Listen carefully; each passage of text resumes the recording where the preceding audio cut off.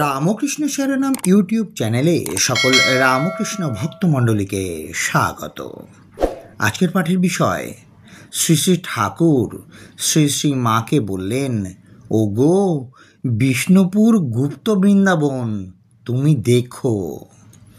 জননীং শারদাং দেবীং রামকৃষ্ণম জগদ্গুরুম পাদপদ্মে তয়ো শ্রিত্বা প্রণমামি মুহুর্মুহুঃ।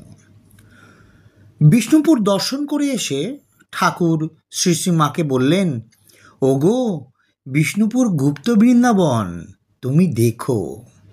মা বললেন, কেমন করে দেখব, আমি যে মেয়ে মানুষ। ঠাকুর হাসতে হাসতে বললেন, না গো, দেখবে দেখবে। শ্রী মা একবার নয়, খেপে খেপে অনেকবার দেখলেন।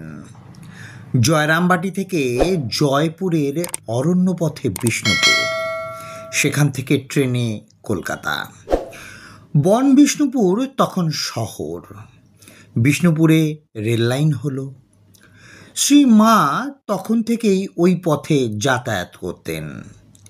প্রথম প্রথম তার পরিচিত কেউ বিষ্ণুপুরে ছিলেন না। মা পোকাবাঁধ বা লালবাঁধের ধারে বিশ্রাম করতেন। চটিতে রান্নার ব্যবস্থা হতো। সেবার সর্বমঙ্গলা দর্শন করলেন। ঠাকুরের সেই আবিষ্কার। মন্দির প্রাঙ্গণে বসে মা ঠাকুরকে স্মরণ করলেন। ঠাকুরের কথা তো আজ সত্যি হলো। ঠাকুর এখানেই থেমে থাকলেন না। বিষ্ণুপুরে মায়ের ভিত আরও শক্ত করে দিলেন। আর বাঁধের ধারে নয়, এবার গড় দরজার একটি সুরম্য গৃহ। গৃহটি বিষ্ণুপুরের এক বিশিষ্ট ব্যক্তি সুরেশ্বর সেনের। বিষ্ণুপুরের রাজ দরবারে উচ্চ পদাধিকারী, ক্ষমতাশালী। স্বামীজির শিষ্য স্বামী সদানন্দ কার্যকারণে বিষ্ণুপুরে ছিলেন প্রায় 2 মাস।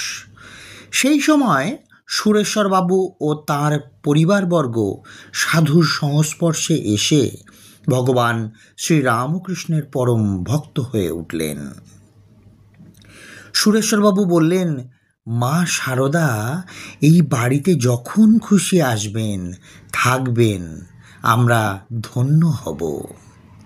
মা শারদা বলতেন, আহা, আমি এই বাড়িতে এলে সুরেশ আমার সর্বদা হাত জোর করে ওইখানটিতে দাঁড়িয়ে থাকত, কখনো বারান্দাটিতে পর্যন্ত উঠত না।